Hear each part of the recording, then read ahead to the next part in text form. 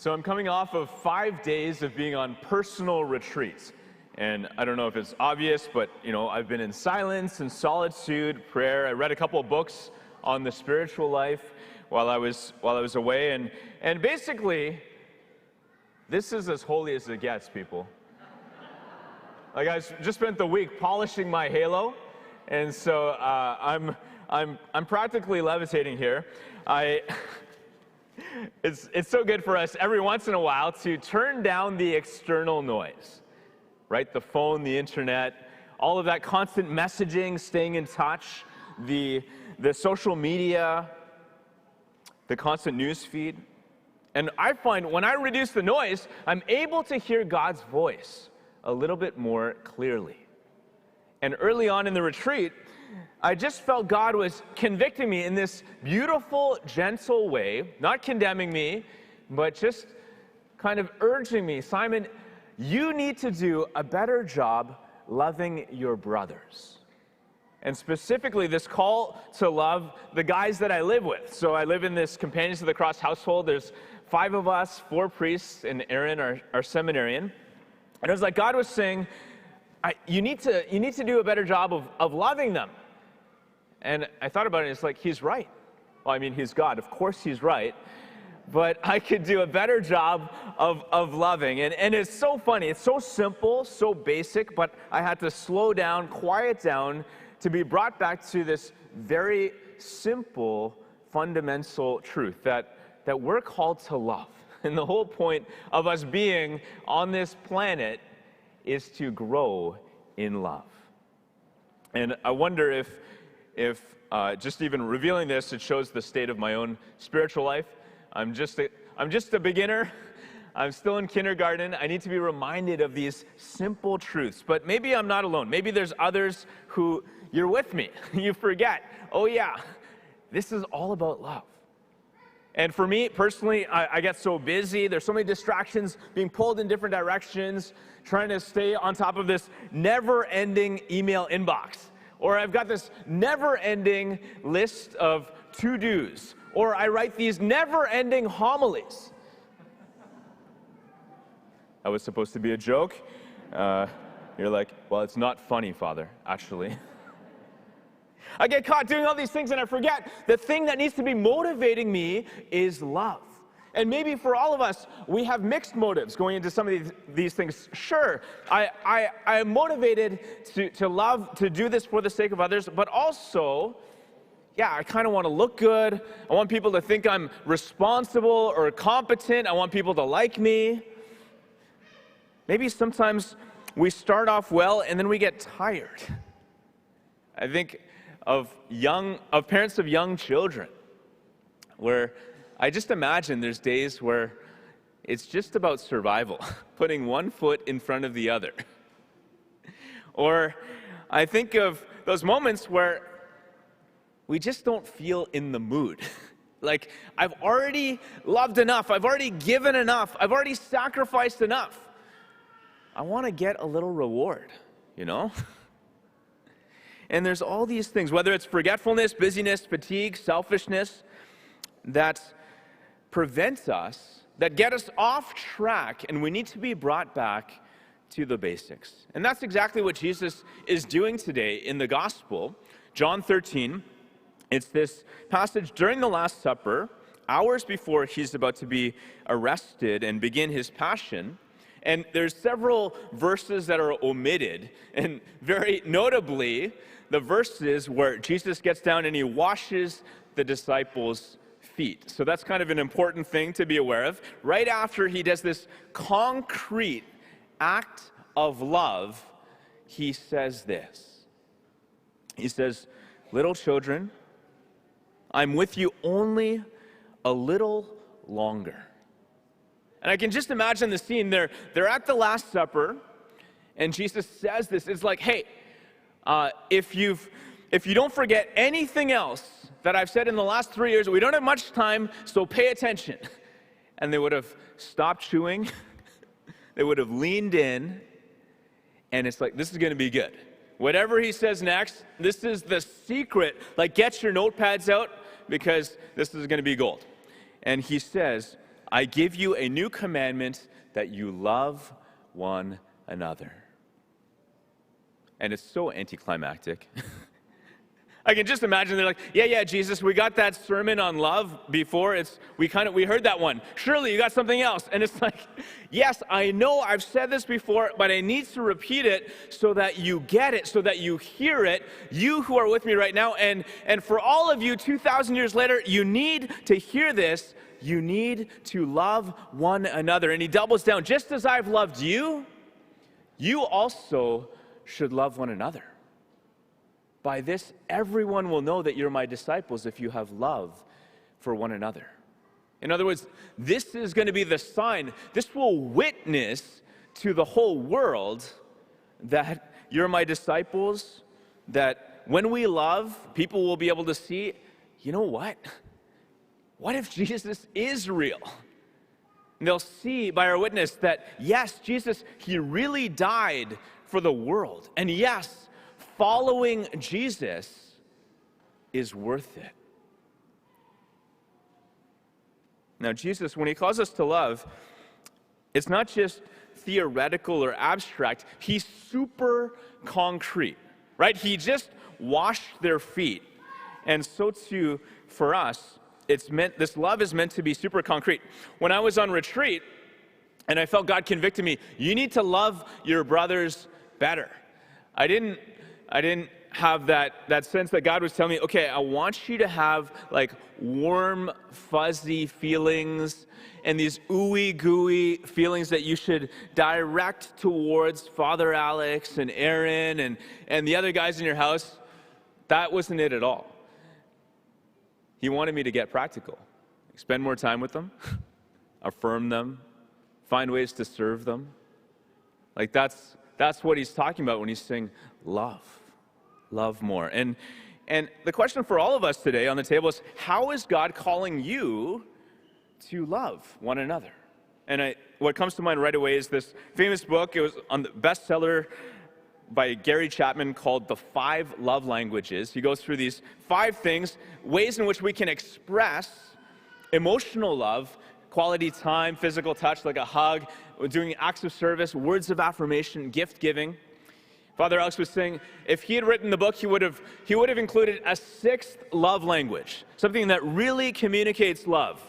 I wonder if you can guess, right? Every time he sees those golden arches, his heart skips a beat. That Big Mac is just kind of saying, I love you, right? We're in this final week, as I said, of this series, Provision. And we've been talking about God's call to us to give generously. And I want to zero in on that one love language of gift giving. And specifically, for us to make financial gifts, to be generous to the parish, to our place of worship. And I guess I would say it this way, like, what should motivate our giving? Love. We give because we love. I know this is so obvious, but it's so important that we come back to this. We give because we love. We give because we love Jesus. We give because we love his church. We give because we love the mission he's called us to. We give because we love one another. We give because we love the wider community. We give because we love people in need. We give because we love. And I know for myself, I get distracted, I get off track. Sometimes when it comes to giving, I feel like, I feel this obligation that I'm supposed to give, or I feel like I'm pressured, or if I don't, I'm going to be guilty or something. But the real motivation is not to get something. And we can feel tired of giving, and we can even feel like, I've already given enough. Don't I get a reward? But we give because we love. And how did Jesus model that love? He washed feet, and his love went so much farther than that. It took him right to the cross. And Jesus modeled for us this example of love that is so sacrificial. And he's saying, I want you to give. I want you to love in a way that even calls you to sacrifice. And in so doing, you will show that you are my disciple. Now, I hope this week you've had a chance to look through our Stewardship of Treasure magazine. If you haven't, you can grab a copy on your way out today. You can find it online at stbenedict.ca/treasure. And I have to say, I was deeply moved reading these stories of lives that have been transformed, about people who have been loved by what we are doing together as a parish. People who have experienced the love of Jesus. I mentioned Tina and her daughter, Crystal and her family. These people who have been profoundly impacted. How? By your generosity. Your financial giving has made it possible for so many lives to be changed. And I want to share one more story of impact. We're going to watch the short video, so let's dim the lights. This is from Maria. I got to know Maria. She was in my Alpha group and many years ago, and we're so blessed to have her as part of this parish. She's uniquely positioned. She's a finance professor at Dal, and she's the chair of our finance council here at the parish. So let's play this video.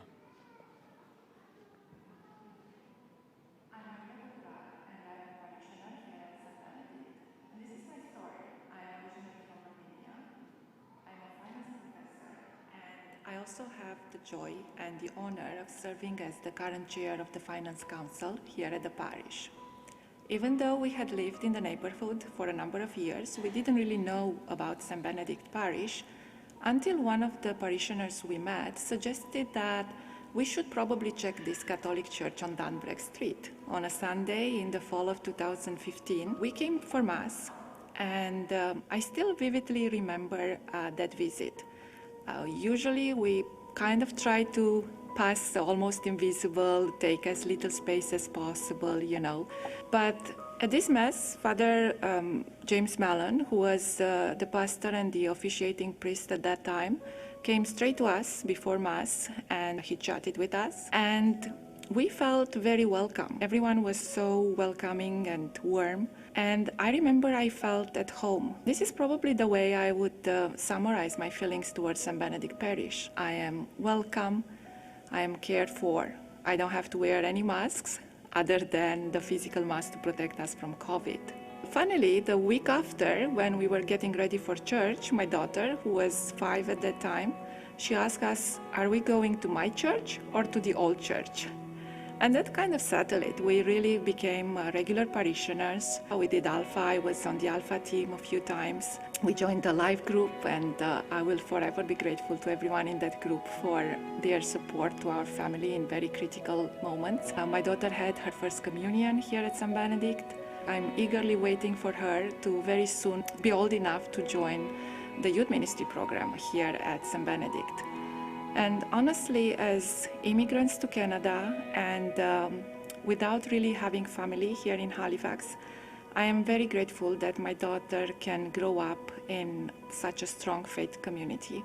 Therefore, to give to St. Benedict, for me, it's a way to humbly say thank you to the Lord for all the blessings He has provided to my family. It's a way to reaffirm my commitment, my identity, and to facilitate the answer to my own prayer, God, use me. It keeps me accountable, and it reminds me that I belong, that I have a family, and as a member of this family, I want to contribute to its work. I think that anyone who knows St. Benedict Parish recognizes what a blessed parish this is. There are so many parishioners who are using their gifts in amazing ways. They are volunteering their time to improve people's lives, to help people progress in their faith journey. But financial resources are also needed to keep everything alive. I can't say how grateful I am, for example, that St. Benedict had the resources to quickly pivot to online masses at the start of the pandemic. My family has watched a Mass online ever since, and I don't know how we would have navigated through that period without it. As a finance professor, however, I cannot not be professorial. I'm sorry. I think you should all know that there is no better way to give financially to St. Benedict than through automatic giving. Why? Well, let's see. If you are donating through envelopes, you should know that there is a cost associated with printing the envelopes and mailing them out. Currently over $7,500 per year. I was thinking this morning, if my math is right, this is the equivalent of sponsoring 17 children. Just imagine, just by switching from envelopes to automatic giving, how many lives could be impacted. And in addition to that, you could add the environmental cost. Now, if you are donating through credit card, you should know not all of your full donation is received by the church because of the fees collected by the payment processors. Currently 3%. So if you are donating $100, the parish receives $97. By automatic giving, I know that if we are not able to attend Mass, our offering to God is still being received. It helps with our family budgeting, and it's very flexible. I know that I can make any change at any time by simply contacting the church office. Also, our regular and predictable commitment, in turn, is helping the parish in developing its budgeting. And I know that I'm fortunate because through my involvement with the Finance Council, I was provided a vantage point to see how our money is being used. And I have to say that I am extremely impressed and respectful for the responsible stewardship of our giving. I know for a fact that through our collective energy as a parish and through God's provision, we've been impacting lives. I also know that God chooses people. And I can only humbly say again, thank you, Lord, for choosing us to join you in your mission.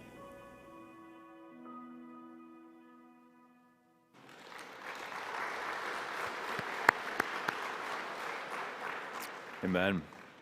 That's so powerful. And thank you, Maria, for sharing your story. So beautiful. I have to say, she is awesome as the chair, and she asks these very good questions at our Finance Council meetings.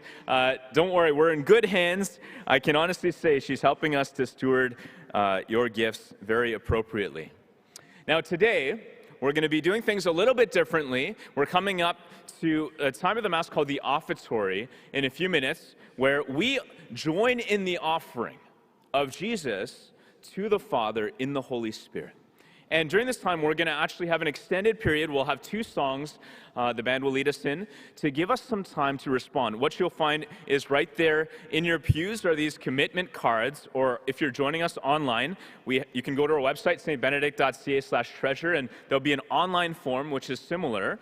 And it's a way for you to prayerfully respond. How is God calling me to respond at this time? To make some kind of a commitment, a pledge, to make an act of love by giving financially. And maybe for some it's to start giving, maybe it's to give more regularly or sign up for automatic giving, or maybe for some it's to increase your giving. Kind of like with my brothers in the house, it's not like I wasn't loving them at all, but God is saying, I want you to love them more. And maybe there's ways in which we're being called to love even more. Now, I want you to not feel any kind of pressure or guilt whatsoever. I want us to be motivated by love here. And so you're not on the spot. In the past, we used to do this thing. We'd have this basket at the front, and people would drop in their cards at the front. We're not going to do that because we want to make this as comfortable and for you to respond as you feel appropriate. But during the offertory, we'll pass around the basket, and you can just put the cards in the basket. And if you don't have time, you can put them in a basket at the back at the end of Mass, or you can take it home and bring it back next week, drop it in at the office, whatever. Take the time that you need to prayerfully reflect. As Jesus said, I give you a new commandment, that you love one another. By this, everyone will know that you are my disciple. We give because we love.